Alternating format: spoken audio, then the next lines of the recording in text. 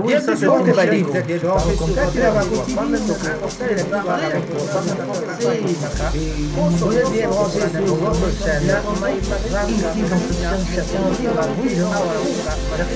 bienvenue sur Rango TV,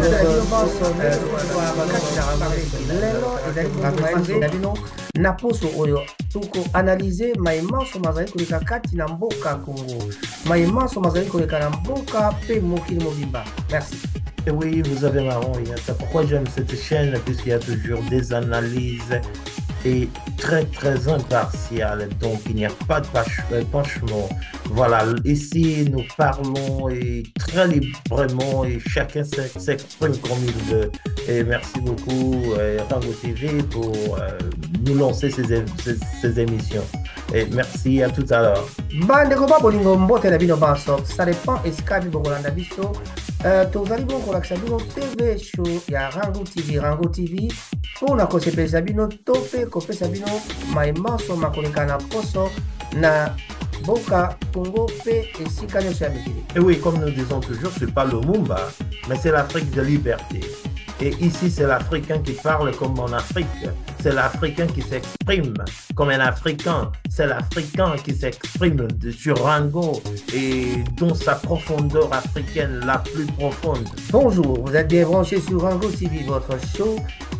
Raphaël Gomansassa à la présentation avec les analyses complètes de la situation qui prévaut actuellement en RDC et partout dans le monde entier. Bonjour, je reviens à vous ce soir pour vous parler de la conférence de presse qu'avait tenue le président de la République, M. Félix-Antoine Tshisekedi Tshilombo.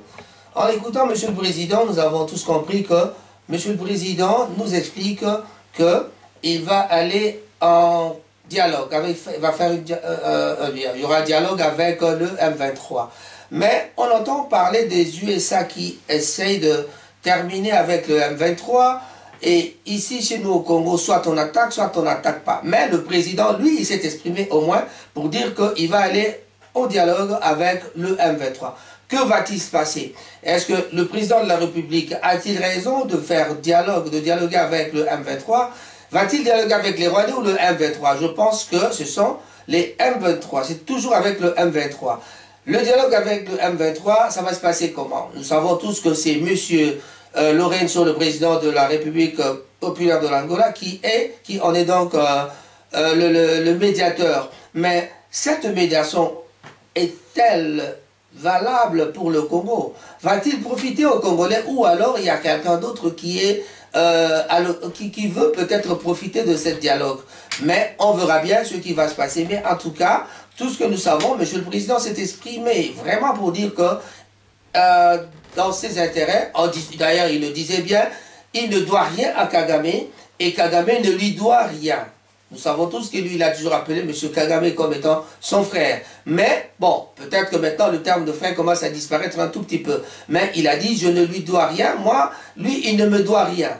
Pendant ce temps, nous savons tous que ça fait des années, les Rwandais attaquent la RDC. Ce dialogue serait-il important pour la RDC, oui ou non? On continue à se poser des questions et on verra bien ce qui va se passer. Mais en tout cas, le peuple congolais réclame justice ou alors le peuple congolais est en train d'exiger au président de la République de continuer avec l'esprit qu'il nous avait emmené, lui-même nous avait emmené dans le cadre de l'escarmouche. Je vais parler, à la moindre escarmouche, il attaquerait le Rwanda. Mais maintenant... Monsieur Raphaël, je voudrais vous poser une question si vous me permettez. Mais vous avez parlé de Rwanda et M23. Est-ce que vous pouvez me faire la différence entre le Rwanda et M23? Voilà. Quand on parle du M23, on associe toujours le Rwanda parce que derrière le M23, on voit le Rwanda. Le Rwanda est en train d'aider le M23 avec comme prétexte qu'ils sont en train de suivre des Interamwe. Ce sont les rebelles qui ont fui du côté du Rwanda, qui sont venus après le génocide. À partir du génocide, ils ont traversé de ce côté du Congo. Bon, la raison pour laquelle ils disent qu'ils viennent, parce que pour qu'eux ils soient calmes, il faut qu'ils chassent, qu'ils rattrapent encore ces gens-là. Donc leur présence au Congo se justifie par la présence des Interamwe, c'est-à-dire les rebelles qui sont venus ici se cacher chez nous. Et ils disent que c'est nous qui attaquons le Rwanda, mais eux, ils ne nous attaquent pas. Tout ça, nous savons tous que c'est un prétexte. Voilà pourquoi on associe chaque fois le Rwanda au M23. Le M23, c'est un mouvement rebelle qui mélange et les Congolais et les Rwandais. Mais il y a encore un autre point que je voudrais demander, encore, M. Raphaël Tsatsa. Et vous avez parlé de faire le dialogue avec M23 et le Rwanda. Selon vous, avec qui le président de la République démocratique du Congo ferait mieux parler avec? Est-ce que c'est mieux de parler avec M23 ou bien mieux de parler avec leurs supporters? Il est bien sûr que nous savons tous que le Rwanda ne viendra pas au dialogue. Ce sont les M23 qui viendront. Mais d'ailleurs, qu'à cela ne tienne, il y a déjà un piège qui est tendu à M. le Président Félix-Antoine Tshisekedi. Parce que maintenant, nous avons suivi dans aux infos, dans les informations, que le M23, maintenant, ça s'appelle le M23 rénové. Donc, il y a... Oui, c'est maintenant le M23 rénové parce que il y a M. Nanga qui est là avec eux. Donc, ils ont mis au premier plan Nanga, Corneille Nanga, qui était le membre du CENI des années 2018. Donc, M. Nanga sera la personne qui viendra avec certains autres du M23. Ce sont eux qui viendront négocier avec Félix-Antoine Tshisekedi. Ça, c'est un piège que le Rwanda est en train de mettre. C'est ça qu'on a vu, que c'est maintenant marqué M23 rénové avec comme en tête M. Corneille Nanga. Et vous écoutant parler, vraiment c'est fascinant, c'est vraiment époustouflant de comprendre ce conflit-là.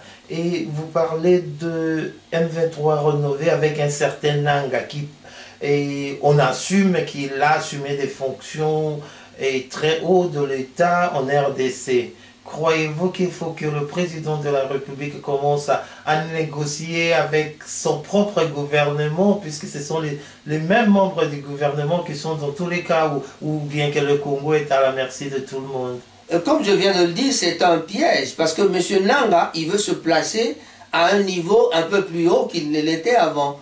Parce que quand il était au Congo, il était en dessous du président de la République. Maintenant, il va discuter avec le président de la République, c'est presque... quelqu'un avec qui tu négocies, avec qui tu dois essayer de faire des arrangements. Quand je viens faire des arrangements avec toi, tu dois considérer ma parole, tu dois considérer ma pensée, tu dois considérer mes propositions. Mais et c'est ça. En tant que Congolais. En tant que Congolais. Imaginez-vous que un président qui donnait des ordres à un certain Nanga, et que son lendemain, Nanga décide de tourner son épée contre le peuple congolais. Et donc, envisagez-vous que vraiment le président de la République démocratique du Congo ferait mieux de parler face à face avec un Nanga qui de nulle part s'est fait passer pour, je ne sais pas qui il est pour le moment? Nous savons tous que le Congolais, avec cette histoire de la rébellion depuis toutes les guerres que nous connaissons, depuis les années 1998, à chaque fois que les gens tournent du côté de les Congolais, ils aiment bien se retourner du côté de la rébellion, se ranger plutôt du côté de la rébellion, à chaque fois pour se hisser de rang. Et c'est ce qui se passe. On a vu les Lumba là, qui présentement est en train de passer à La Haye, qui est en train d'être jugé par là, mais il est entré à la rébellion. Quand il est revenu, il était devenu ministre. Tous les ministres là qui sont là, ils sont presque tous des rebelles. C'est-à-dire que vraiment, c'est la question que je posais et que je vais y revenir dessus encore. Puisque le Nanga qui était là, qui était présumé et devrait assumer la responsabilité de protéger la nation et qui tourne de côté, n'y a-t-il pas beaucoup d'infiltrés encore dans le même gouvernement? Comment vous allez négocier avec les gens pendant que vous avez encore la possibilité de les avoir au sein du gouvernement même? S'il fallait que je donne mon avis personnel, je n'aurais pas négocié avec ces rebelles. Mais le problème c'est quoi? Les rebelles ont attaqué, ils sont à Saké, près de Goma, à 25 km, disons, à peu près, de Goma. On vient de suivre dans les informations, tout de suite là, que les rebelles sont dans les collines et même les FARDC sont dans les collines. C'est presque un face-à-face maintenant avec le M23. FARDC M23, c'est presque un face-à-face maintenant. Donc, ça peut dégénérer s'ils arrivent à repousser les M23. Comme ils sont à 25 km, ils vont atteindre Goma. Quand ils arrivent à Goma, Goma c'est un point stratégique, c'est vraiment la capitale économique de l'Est de la République démocratique du Congo. Si on nous prend cette capitale-là, c'est fini. Donc, nous serons obligés de négocier. Moi, s'il fallait que je donne mon avis, comme je le disais avant, Monsieur le Président avait dit qu'il ne négocierait pas avec les rebelles. Il aurait carrément garder sa position de ne pas négocier avec les rebelles. Mais quand on commence à négocier, en tout cas, je n'hésiterai pas de dire que nous sommes quelque part en position de faiblesse. Ou alors, c'est une technique cachée parce que maintenant, quand il s'agit de secrets militaires, il y a beaucoup de secrets de la défense qu'on ne peut pas nous dévoiler. Quand ils disent qu'ils vont négocier, ils donnent une date en mars. Mais qu'est-ce qui va se passer d'ici là? Parce que ce qu'on voit dans les informations comme quoi on a reçu des armes, il y a des avions, il y a des blindés, des auto-blindés, même pour Kinshasa, déjà on commence à sécuriser Kinshasa. Tout ça, ça donne déjà une idée que le pays est en danger. Nous sommes vraiment en guerre. Donc, on prend des risques en disant qu'on va négocier, mais la vraie solution, va-t-il suivre le dialogue ou alors il va attaquer? Ça, c'est un secret de défense que nous ne saurons pas dévoiler et que moi, je ne sais pas, je ne connais pas qui n'ont pas dévoilé, voilà. Alors, et la conclusion sur le sujet que vous avez commencé, le discours du président, croyez-vous que ça vaut la peine de nous dire ce qu'il nous a dit? Est-ce que c'est fiable? Est-ce que c'est sincère? Est-ce que c'est à nous méfier? Est-ce qu'on doit lui faire confiance? On peut que dire que c'est un discours politique, c'est un politicien, c'est Monsieur le Président de la République. C'est comme d'habitude, les policiers sont des harangueurs, hein. Ils viennent avec un discours, mais ce qu'il va faire, c'est peut-être pas ça. Alors, la conclusion? La conclusion est que, en tout cas, en termes de conclusion, je dirais, moi, personnellement, je sais que nous sommes en guerre et j'aimerais que la guerre continue. Le danger de la guerre, c'est que quand on fait la guerre, il y a la population qui va mourir. Tshisekedi aura peur d'attaquer tout de suite comme ça. Il est en train de dire que je veux la négociation, mais entre-temps, il va peut-être faire autre chose parce que eux, ils continuent à attaquer. Même quand on parle de cessez-le-feu, ils n'écoutent pas. Il n'y a jamais de cessez-le-feu qui est respecté. Donc, c'est un discours politique. Attendons voir ce qui va se passer. Parce que souvent, les politiciens, ils disent des histoires, mais pratiquement, c'est tout à fait autre chose. Vraiment, merci beaucoup pour vos insights pour les auditeurs de Rango TV. Et c'est très sincère, très franc. Et comme on vient de suivre en détail, on va toujours suivre les discours du président de la République démocratique du Congo avec intérêt, attention et caution. Merci beaucoup.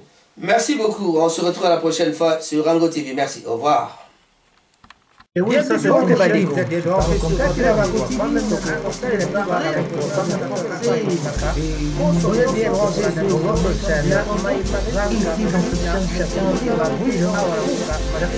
Bienvenue sur Rango TV.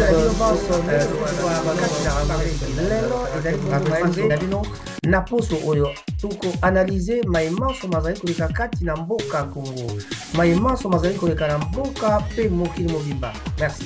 Et oui, vous avez raison. C'est pourquoi j'aime cette chaîne, puisqu'il y a toujours des analyses et très très impartiales. Donc il n'y a pas de penchement. Voilà, ici nous parlons et très librement et chacun s'exprime comme il veut. Et merci beaucoup Rango TV pour nous lancer ces émissions. Et merci, à tout à l'heure. Bandeko ba bolingo mbote na bino banso, ça dépend esika bi bokolanda biso.